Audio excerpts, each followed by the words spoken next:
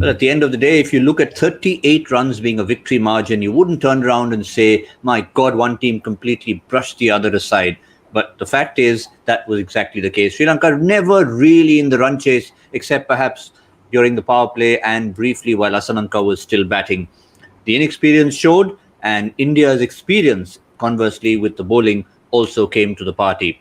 Just a quick summary of the first of three T20 internationals in Colombo. 164 for 5. We weren't quite sure what kind of a total it was, but we did agree it was a decent enough total given the slowness of the surface, and it proved to be that way. 126 all out for Sri Lanka. Didn't even bat into the 20th over.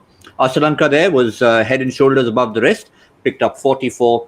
And Bhuvaneshwar Kumar, not just 4 wickets, but crucially picking up wickets at the death, which he hadn't done for quite a while. I'm joined by Harsha Bhogle and Zaheer Khan. Harsha, a lot of aspects to that Indian victory we'll look at, but the most notable being Bhuvaneshwar Kumar's form towards the end. Zaheer, I'll come to you first. Zaheer, let me get your views on Bhuvaneshwar, because we built up so much to the Bhuvi versus Deepak Chahar battle, shall we call it that? Well, you shouldn't be calling that a battle, but I think both of them will be very happy with their performance. Pace off certainly worked on this track, that was expected. With the old ball, the experience of Bhuvi was clearly seen, isn't it? Under pressure, knowing exactly, not really trying much. You saw when Chamika was moving away from off stump and looking to just target him. He actually went a leg stump Yorker, and that is something you learn with experience. So Bhuvi has been very good with that. So full marks to him, and rewarded with the wickets as well. Yeah, have a look at that. This in terms of Bhuvaneshwar Kumar's spell. I think, Harsha, one of the things they were talking about on commentary was the wickets at the death more than anything else. He hadn't got them since 2019, more than one. Yeah, I mean, he was lucky to some extent in that he came into bowl when the conditions were already very difficult for Sri Lanka, but he still got to bowl and he still got to get wickets in those conditions. I mean, the moment Asalanka got out, you knew that it was an uphill battle. But I thought Chahar bowled very well too. So I mean, we're talking about Bhuvi's wickets in the death, which is a big thing, a huge source of confidence for him. I mean, he's going to come back 4 for 22, and he's going to say, "Excuse me, sir, present. Mark my attendance today in the class." So Chahar had a good game. Bhuvaneshwar had a good game. But I mean, on this surface, Sri Lanka just didn't have the batting to counter those. But Bhuvi's, it's always good if he's getting wickets at the end. Yeah, that just confirms his spell. 4 for 22 in 3.3 overs. Came on at the right times. Came in, obviously, to bowl his 17-19 or 18-20 as he typically does, Zaheer. But came on in between as well to pick up a key wicket. So he's bowled at different times of the innings. And that'll please him and the management who are looking to fill in those slots. Absolutely. And that's what we expect from a senior bowler, isn't it? You want the senior bowler to take that responsibility. If there's a partnership happening, you would want him to come and do something to break that partnership. I think Bhuvaneshwar Kumar, like I said, he was spot on with understanding that pace off is going to be the go-to ball on the surface, and he used that to get Avishka's wicket as well. So that is something which he will be very happy with. For any bowler, you have that wicket column really felt nicely to show everyone. Then it's you're going to go back after your recovery session, sleep peacefully, and look forward to the next game to build it from you. But I think if you look at key wickets, Zaheer, and I'll stay with you for a moment, Asalanka and Hasaranga. Hasaranga, potential to be dangerous. Asalanka was already dangerous. Deepak Chahar came and picked up those wickets, having looked slightly off colour, shall we say, in his first spell. Not really. I was happy to see him the way he was bowling. You saw that one review as well. Umpire had given out, and then Sri Lankan batters went for the review. So I was happy with the way he bowled. I think he's shown that intensity which you want to see from your main bowler.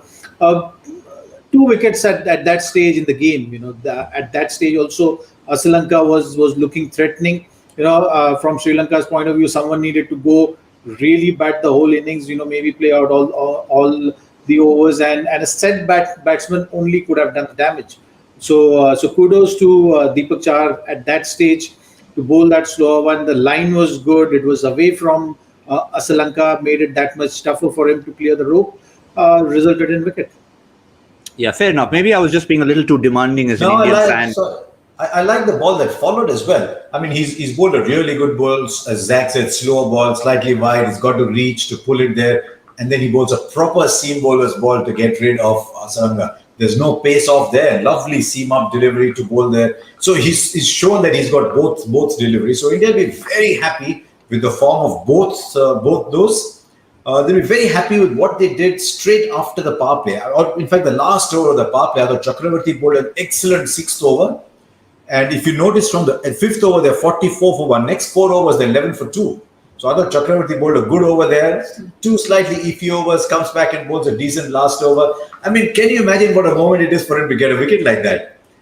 He's 29, 30 years old. He's an architect. He's gone to work. He's come back. He's gone and played TNPL. He's played lower division. And then he comes and picks up a wicket. I thought it was very nice to give him that 18th over. Yeah, we've talked about, even though Zaheer didn't want to use the word battle, but I would say the contest between Deepak Chahar and Bhuvi remains open. They've both done their bit. But Zaheer, Harsha's given his initial views on Varun Chakravarti. Debutant today, obviously is done enough. Just a 1 wicket, but I think done enough to show that he at least belongs in that spinner's race, shall we say. Well, look at the 6th over how he bowled.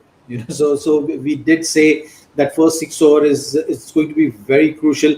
He closed up that power play in such a fashion, just giving two runs away. So that has been his strength, and that is, I think, one of the main reasons that he's been picked in this format. He's made his impact at IPL with these skittish kind of offies which he bowls, and it's needed at times, to with the new ball. With the new ball, obviously there is more help as well, but Varun Chakravarti has been very consistent at all the levels and growing in confidence. Good to have that mystery option as well in your squad to have that element of surprise at times. Look, he's not he's not the typical swagger, in your face kind of guy. He's almost shy. He's nervous. At the end of a game, he wants selfies with people because he doesn't know if he's going to be there. I mean, I still remember a day when after the presentation he came up shyly and said, "Can I get a selfie?" I said, "Okay, this is unusual because the cricketer wants a selfie with the guy who's doing the presentation." And then suddenly he saw, I don't know if it was MS or I don't know, somebody, not MS, one of these players going around, Ricky Ponting, just going around. He said, 1 minute, because he didn't want to lose a selfie with Ricky Ponting. He went running behind Ponting, asked for a selfie. He's this kid who's, every day is a celebration for him, So I'm so happy that he got a wicket. I mean, you're 29, 30, you've not gone through the usual fitness training regime, you've not gone through under 19, under 23, not played pressure cricket when you're a kid. So I was very happy with the way he bowled overs number 6 and 18. In between, yeah, that happens. I mean, the reason I brought up that story is I thought he might be nervous. Yeah, well, that's his first spell in T20 international cricket. 4 overs, 1 for 28. Certainly made an impact when he had to.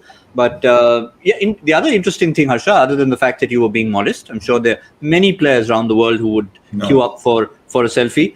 Well, I'm not talking about.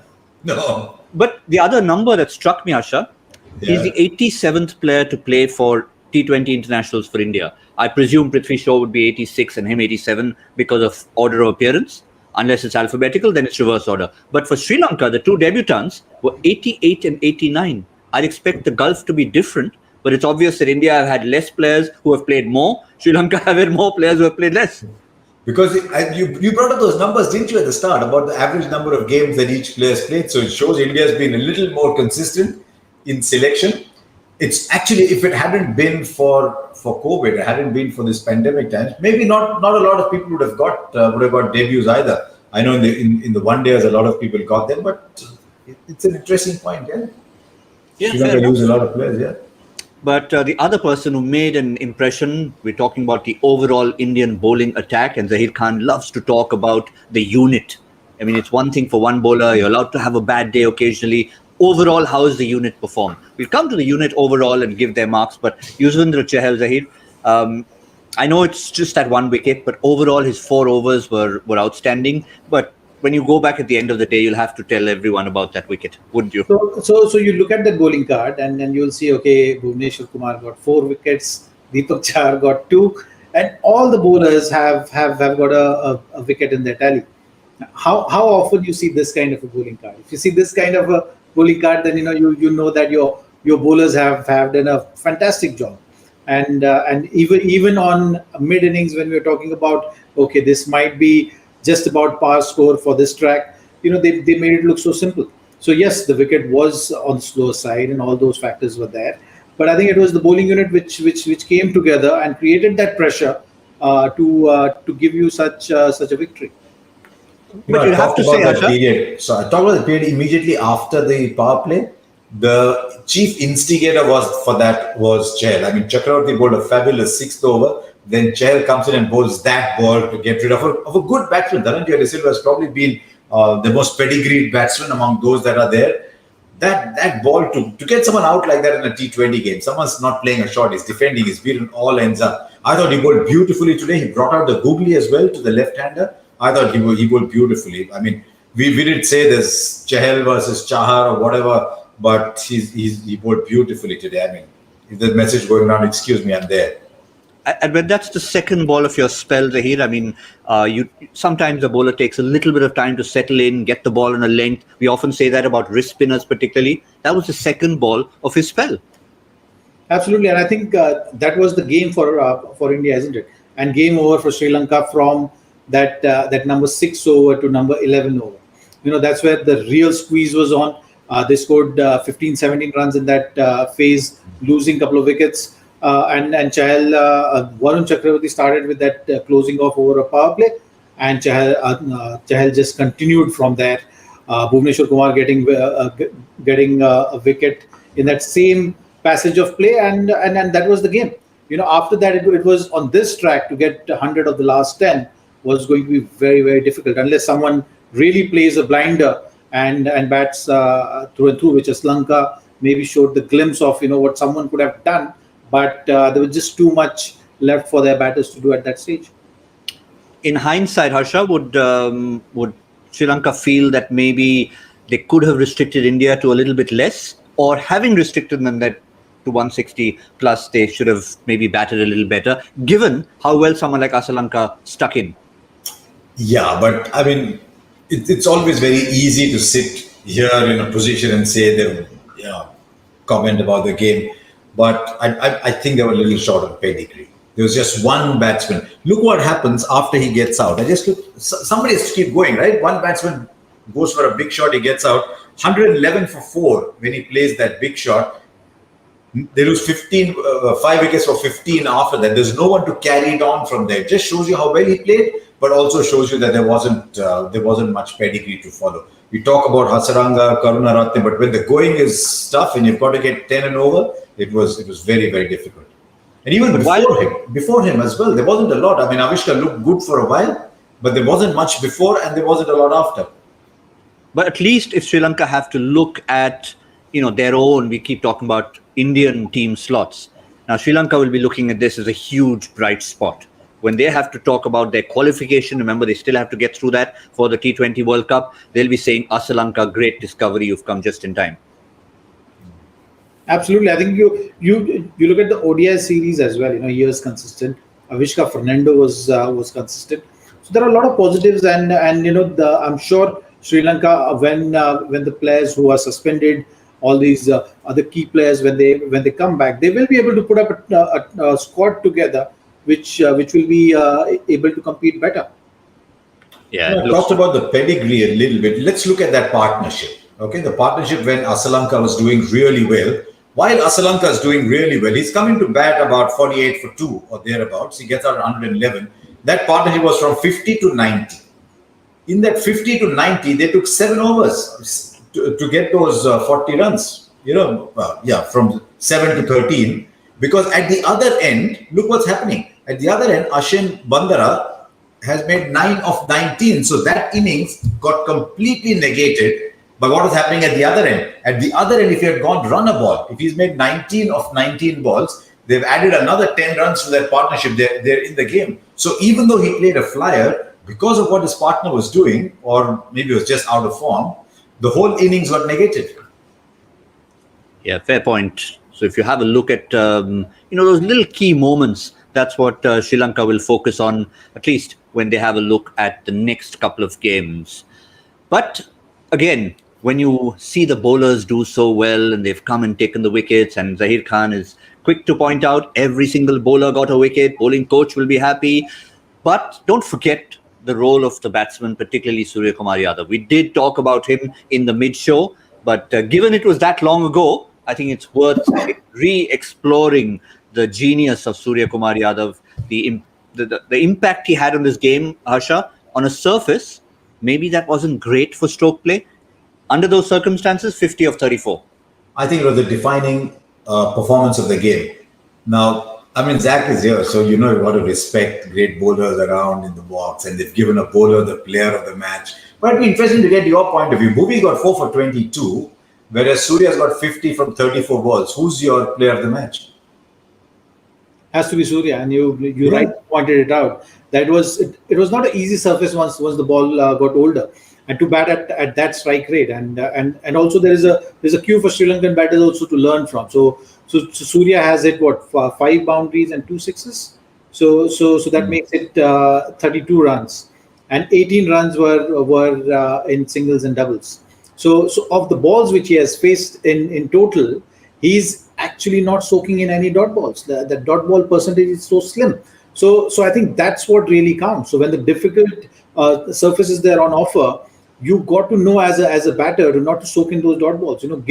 Keep rotating that strike. The big shots are going to come, but that what really matters, the difference is that number of dot balls which you take as a batter, which was missing in the middle overs with Sri Lanka when they batted.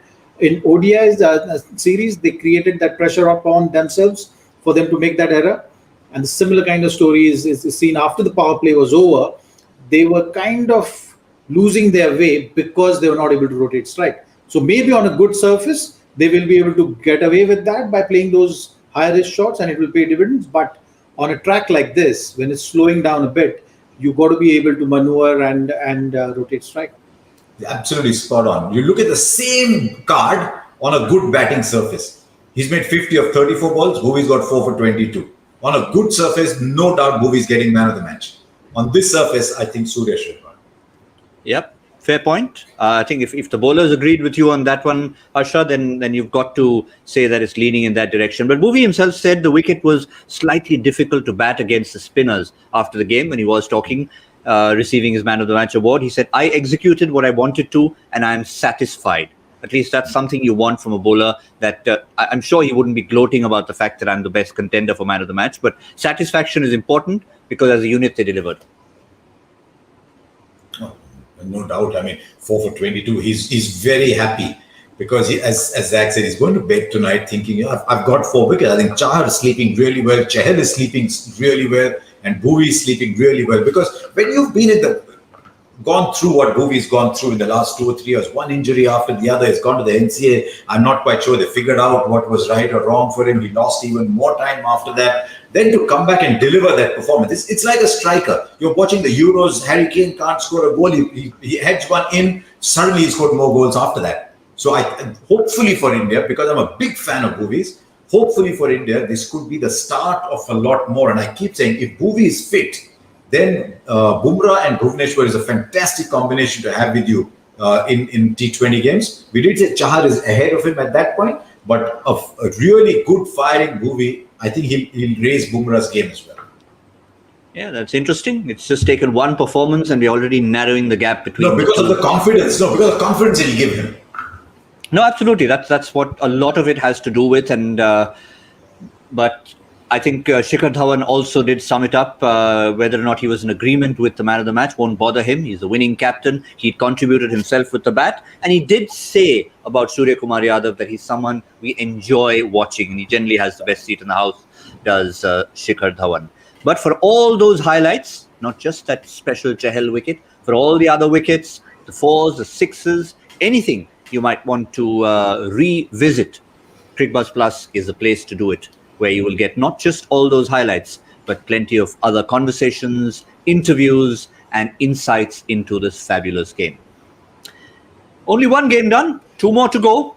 This is the time when we look ahead to T20I number 2. Plenty of things still to be discovered for both Sri Lanka and India. It might have been a victory result-wise for Team India, but purely looking ahead at the second game, Harsha, Shikhar Dhawan has said, we're not going to look at wholesale changes until the victory is done and dusted.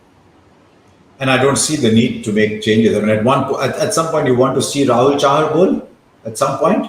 But, I mean, the way Chahal is bowled, he's bowled brilliantly. The only spot he has is Chakravarti's. I don't know if you want to give Chakravarti, you can't take him off after just one game. So I don't see the need to make another change. I think that they desperately need Hardik Pandya to have a good game, because he looked it was not easy to come in and start hitting straight away on that surface. But he put down a catch. He never does that. He is a brilliant fielder.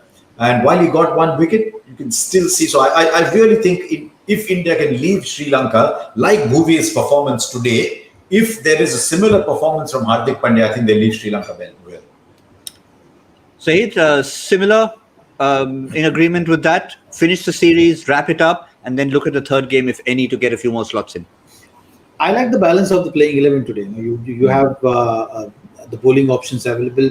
You have 3 seamers, 3 spinners. Kunal also bowled well in that power play overs. Yeah. So you have as a captain a lot of flexibility to use your resources in different ways depending on the conditions and how the game is unfolding. Just about the batting order, I think you have too many number 3 batters there. So I think they'll need little bit more clarity on that front, how they want to use that. Maybe some experimentation there will not harm how they're going and looking ahead to the big World Cup, which we're talking about. Maybe Ishan Kishan batting at number 3, Sanju Samson got an opportunity. Maybe they can look at Ishan Kishan batting at that number and see how it goes. If the situation is good, get Hardik up the order. Give him that game time. You want him to be firing all the cylinders and feeling that confidence, that energy. When you look at Hardik on the field at the moment, you can see that he's also a little on that edge. Where he's starting to doubt. Okay, what is happening? You don't want that doubt to get bigger and bigger. You want to just kind of crush it as soon as possible. So from that point of view, I think those kind of changes within the playing 11 will not harm the cause. So I think in summary, what we're really concluding is same 11, but maybe look at a few bits of tinkering in the batting order. Ishan Kishan, Surya Kumar Yadav could both be contenders to move up and down the order. Sri Lanka, well, they'll want to take a few more boxes in these 2 games, looking ahead at the T20 World Cup qualifiers. Certainly one player, you don't want to be harsh to someone, Harsha, at a stage like this, but someone like Ashan Bandara in that middle order just looked as if he wasn't quite up for it at the moment. And Rajapaksa is just the kind of player for this kind of cricket, right? He's a sort of burly guy, goes for the big shots. They had enough bowling. I mean, I don't know if a little spin that Bandara bowls was the reason that he was picked ahead, or maybe they thought that there's more to him. From what we saw in the one days, Rajapaksa looks like that kind of player, so I won't be surprised if they bring him in.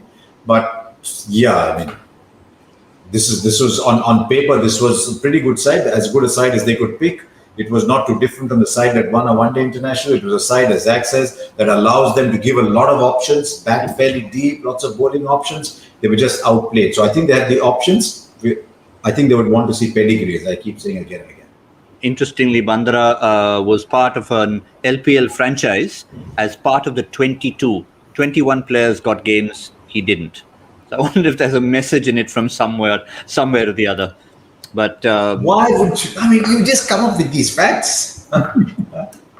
well, there's another one. There's another one which I want to throw out there before we finish the show, and I'll come to that in a moment. But I think one more question for you, Zaheer. And you don't want to judge someone too early, but someone like Dhananjaya had a bad day. You'd still want to persist with him, saying that look, they just went after him, and you want him to be the kind of bowler he was in the ODIs. Well, yeah, I think I wouldn't dig too much into it. It's just one game. I've been saying, with Sri Lankan cricket, it's important that they groom players, they give them opportunities. You identify players, so you identified these lot of players. You persist with them. You can always give them these opportunities and experiences for them to see how they go, and then you have a set pattern around that. So you decide, okay, a certain number of games. After that, you judge them. I think it's too early for anyone to just kind of in a series of this kind of a series, where you have few players resting for various reasons. You don't want to get into again chopping and changing your playing 11. But I would say Sri Lanka also can look at batting order changes. You've seen Jamaica having a good ODI series. It's not a bad option for them to tinker around. We've been seeing Hasaranga getting that opportunity ahead of him, Shanaka getting that opportunity ahead of him, but not really been able to capitalize on that. And he's the kind of form he has shown in the ODI series. If he had more time today, maybe he would have been able to do the damage. He just didn't have enough time in hand. So yeah, push Karunaratne up the order. Little tradition that we started at the start of this series, Harsha. One player to watch out for the next game, for the second T20 international. Take your pick. Ask Zach first, because I might pick the guy that he likes to pick. You mean Hardik Pandya? From India's point of view, I'm only looking at this from India's point of view, from the point of view of getting ready for the T20 World Cup. Who's your gun player who you need full of confidence? And he's a gun player, make no mistake. I mean, he might appear with a swagger, whatever. He's a proper cricketer. He's a gun player. So who is that gun player you hope will acquire the confidence? It's Hardik Pandya. Yeah, it'll help if Prithvi Shaw gets some runs. I mean, he got a great ball starting up today. But there's a reason I'm looking at him to get it right, and it's okay if it's 2-0. Okay, we're giving you Hardik Pandya. Zaheer, a different name. Why does he have to be different? Why are you insisting on different name? Correct. Maybe I should just copy paste Harsha and say yes, Harsha. Hardik is the guy for the next game. I think it's important. It's important that he is in the right frame of mind and full of confidence going forward in that World Cup and in this format for sure. So he'll have enough games. He'll have games in the IPL as well. But I think the kind of player he is and the kind of expectations he has upon himself, he takes that responsibility upon himself to go out there and enjoy the limelight. I think it's important that he comes in the form as soon as possible. But I was going to suggest maybe Prithvi Shaw is a contender there, given that he's probably the one player on this Indian lineup who's come away empty-handed from this particular game. But nonetheless, he will get another opportunity, and he's shown exactly what he's capable of in the 50-over format. Well, before we go to our little trivia from Joy, and to answer that question, Harsha, since I promised you a little fact, and this is relevant to the number 8 we talked about. Remember, during the ODI series, we talked about either in ODIs or T20s for India to settle on a number 8 based on his batting ability. Well, today we had 2 records broken in the span of a week in international cricket. A week ago, we had Simi Singh becoming the only or the first number 8 or below player to score an ODI 100. And today in the afternoon, we had a T20 international 100, the first one for a player at 8 or below. Austria versus Belgium. Belgium were 14 for 8 after 5.5 overs, and Zakhil Saber came in, made 100 of 47 balls, the first at 8 or below. So what does that tell you? The captain and the coach had never seen him bat before. Otherwise, if he from 14 for 8, if he's scoring 100, what number did he bat? 8. There you go. You just mentioned that. Yeah, correct. So if he's batting at 8, it reminds me of the Tatenda Taibu story. Remember when they sent him out to bat low down? Carl Rackerman was the coach. He said, the one thing I will tell you after this game is Taibu will never bat at that number. So obviously nobody has ever seen him bat. If he can score 100 from 14 for 8 or whatever, then he's a much better player. But why are you looking at Austria? Did he say Austria versus Belgium? Austria versus Belgium. I watch all cricket, Harsha. Austria versus Belgium. Yes. Okay, now tell me how many Austrians and how many Belgians were in that side? Or naturalized? How many of them were not people of Indian and Pakistan and Sri Lankan origin? Very few. The only one I know a little bit more about is the Czech Republic team. They have 2 players from the Czech Republic and 9 expats in the team. But I'll find out more about Austria and Belgium and get back to you on that. Why don't you also find out what happened in the game between Georgia and Azerbaijan, the winners of whom were supposed to play Turkmenistan? I'll get back to you on that as well. Yeah. So, I mean, I thought I watched cricket and I'm not even in competition yet. Yeah. No, it's just records. It's fun to have a little bit of trivia. And since it technically was a T20 international, it goes down in the record books. Zakhil Saber, remember the name. Well played, yeah. Well, let's go to the trivia that the official trivia man, not me, the official trivia boss, Joy Bhattacharya, set for us earlier. And here was the Ranji match, which I know Harsha was nodding vigorously when the question came out because he had the answer. 2 double centuries and a triple was scored in the same innings. The triple ton scorer, one of the loveliest men you could ever come across as an administrator or a player, went on to work for the BCCI. The second father had played for India. The second's father had played for India, named the 3rd highest scorer. Harsha, you want to take us through the answer? And there's a story with each of them. I mean, with MV Sridhar, he was a very fine player, but his stance was so peculiar that everybody remembers his stance. But he made a lot of runs. He was very, very friendly. He was a lovely man when he was just playing that role in the BCCI. So MV Sridhar was that batsman. The second was Vivek Jayasinghe, whose father, of course, played cricket for India. If you grew up in Hyderabad, then Jayasinghe was a legend, not just for the player that he was, but the person that he was.